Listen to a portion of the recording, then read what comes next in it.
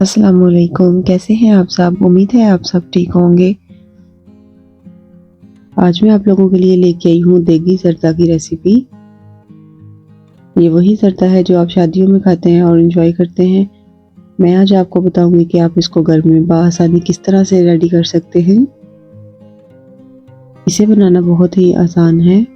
आप मेरी रेसिपी को स्टेप बाय स्टेप फॉलो करें और इसको लाइफ टाइम सेव करें। इसे दावतों में भी बनाएं और ये बहुत ही कम बजट में रेडी हो जाता है। रेसिपी को शुरू करने से पहले मैं आप लोगों को थैंक यू करना चाहूँगी कि आप लोगों ने मुझे सपोर्ट किया और मैंने अपने 1000 सब्सक्राइबर्स टच कर लिए। पाकिस्तान के अलावा मैं इंडिया और बांग्लादेश के फ्रेंड्स को बहुत ज़्यादा थैंक यू कहना चाहती हूँ जिन्होंने मुझे बहुत ज़्यादा सपोर्ट की।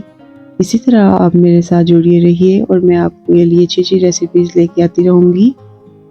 तो चलिए आइए बिना टाइम वेस्ट किए अपनी रेसिपी को बनाना स्टार्ट करते हैं।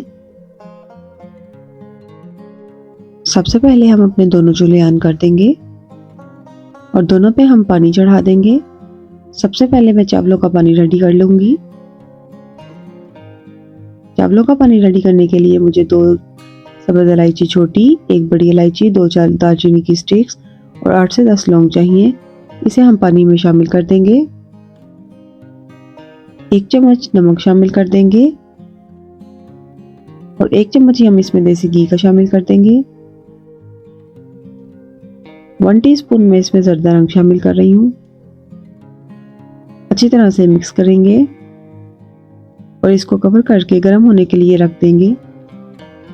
दूसरी तरफ हमने जो पानी गर्म होने के लिए रखा था इसमें हम 1 टुकड़ा कोकोनट का शामिल करेंगे और कुछ बादाम है वो शामिल करेंगे। चावलों का पानी हमारा गर्म हो चुका है। दूसरी तरफ से भी मैंने चूल्हे को बंद कर दिया। अब हम इसमें चावल शामिल कर देंगे। चावलों को मैंने आधा घंटा पहले भिगो कर रख दिया था। आप सैला या बासमती दोनों ही चावल इस्तेमाल कर सकते हैं।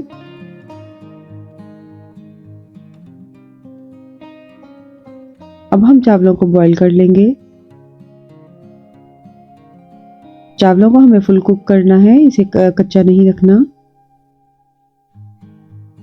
जिस तरह से हम नॉर्मली घर में खाने के लिए चावल बनाते हैं उसी तरह से इन चावलों को रेडी करना है। 90% हमने इनको डन कर लेना है। चावल हमारे कुक हो चुके हैं। अब हम इन्हें ड्रेन कर लेंगे।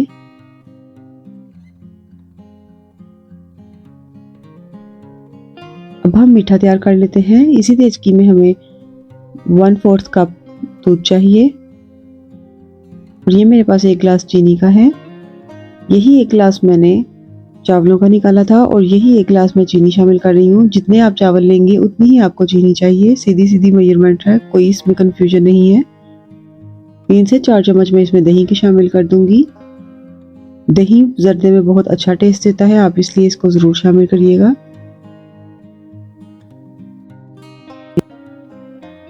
चीनी को हम इसमें डिसॉल्व कर लेंगे।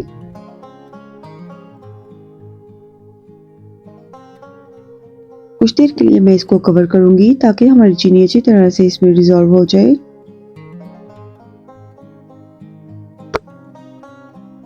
चीनी हमारी अच्छी तरह से डिसॉल्व हो चुकी है। अब हम इसमें चावल शामिल कर देंगे। चावल शामिल करने के बाद मैं इसको हल्के हाथ से मिक्स करूंगी ताकि इसका मीठा इक्वल हो जाए। आपने इसमें ज्यादा चम्मच नहीं चलाना, इससे चावल टूट जाएंगे। फ्लेम को मैंने हाई रखा है और इसका पानी हम खुश्क कर लेंगे। जब साइडों पे बबल्स आना बंद हो जाए तो हम फ्लेम को बिल्कुल ही स्लो कर देंगे। पानी हमारा खुश्क हो चुका है। अब मैंने फ्लेम को बिल्कुल स्लो कर दिया है, आप देख सकते हैं। और अब मैं आपको दिखाना चाहती हूँ कि इसमें थोड़ा पानी बाकी है। ये देखिए, इस तरह से इसमें नीचे थोड़ा पानी बाकी है, लेकिन अब इस पॉइंट पे आके हम इसको दम पे लगा देंगे। आपने इसमें चम्मच नहीं चलाना। इसी तरह से हम इसको दम पे लगा देंगे और इसमें 1 चम्मच देसी घी का शामिल कर देंगे।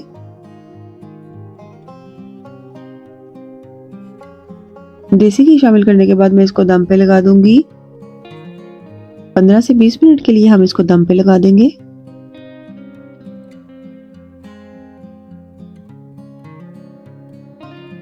दम वाले फ्लेम को बहुत ज्यादा हाई मत कीजिएगा, बिल्कुल ही लो फ्लेम पे इसको दम लगाएं। और चावल हमारे रेडी हो चुके हैं, लेकिन अभी हम इसमें चम्मच नहीं चलाएंगे। चूल्हा बंद करने के बाद इसको 10 मिनट के लिए इसी तरह से पड़ा रहने दें और 10 मिनट के बाद आप इसको चम्मच से हल्के हाथ से हिलाइए और देखिए नीचे से ये कितने खिले खिले से चावल हैं और अलग अलग हैं, बिल्कुल भी जुड़े हुए नहीं हैं। आप देख सकते हैं कितने अच्छे हमारे चावल तैयार हो चुके हैं। अब हम इनको डिश आउट कर लेते हैं। जो बादाम और नारियल मैंने पानी में भिगो के रखे थे उन्हें मैंने काट के अच्छी तरह से और बादामों के छिलकों को उतार के इसके ऊपर असेंबल कर दिया। और ये मेरे पास कुछ फ्रूटी थी, इसे मैंने नारियल में कोट करके ये असेंबल कर दिया। आपके पास गार्निशिंग के लिए जो भी चीज़ें मौजूद हों आप उसके साथ इसको गार्निश कर सकते हैं। अगर आपके पास इनमें से कुछ भी मौजूद नहीं है तो आप इसके ऊपर मिक्स पाइनएप्पल को भी गार्निशिंग के लिए इस्तेमाल कर सकते हैं, वो भी बहुत अच्छा टेस्ट देता है। आप उसका पानी रिमूव करके उसको इसके ऊपर असेंबल कर दें। ये है जी हमारी बहुत ही आसान और बहुत ही टेस्टी ज़रदा की रेसिपी जो मैंने आपसे शेयर की। फजर का वक्त है और अल्लाह ताला से मेरी यही दुआ है, अल्लाह ताला आपके खानों में बरकतें अता करे, आपके रिज़्क़ को फराग करे और आपकी दस्तरखान की रौनकों को हमेशा आबाद रखे। अल्लाह ताला मेहनत करने वाले की मेहनत को कभी भी रायगा नहीं जाने देते। मेहनत करिए, कामयाब कीजिए खुद को, अल्लाह ताला आपका साथ दे और अल्लाह ताला आपको हर मकसद में, हर नेक मकसद में अल्लाह ताला आपको कामयाब करे। इसी दुआ के साथ मैं उम्मीद करती हूँ आपको मेरी आज की रेसिपी पसंद आई होगी। अगर आपको मेरी आज की रेसिपी पसंद आई हो तो प्लीज़ मेरी वीडियो को लाइक करें और अगर आप मुझे सपोर्ट करना चाहते हैं तो प्लीज़ मेरे चैनल को सब्सक्राइब करें ताकि मैं आपके लिए इसी तरह से अच्छी अच्छी रेसिपीज़ लेके आती रहूँ। मिलते हैं इंशाल्लाह फिर नेक्स्ट रमज़ान की किसी और अच्छी सी रेसिपी के साथ। अल्लाह।